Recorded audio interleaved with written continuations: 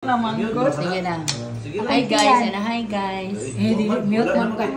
Wala na may tiyan. Oo, niwang nabaya ka. Mute mo na. May kag hi guys. Gani.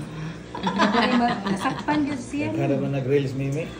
Wag ko gi-share atong Ayo, ako rin sense mo. Panako, babay ko nag-post. karo nga po to imong sumbaha daghan na ko Ayaw stepping ato. lagi. Kaya wala ko make up. Sus, oy, nga naman di ay.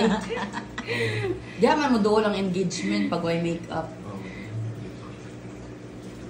O pwede ka na-invite ya Ni. sa content monetization. Meta. Dakan may nag-invite pero di na ko pansinon kay di man ni ako pangwarta. Dili ba sa Meta Sa ba? Meta. Sige na ko ano tanan ko mga message mga ana di man Mga na ko. set up nimo, imong makwartaan imo ipatag.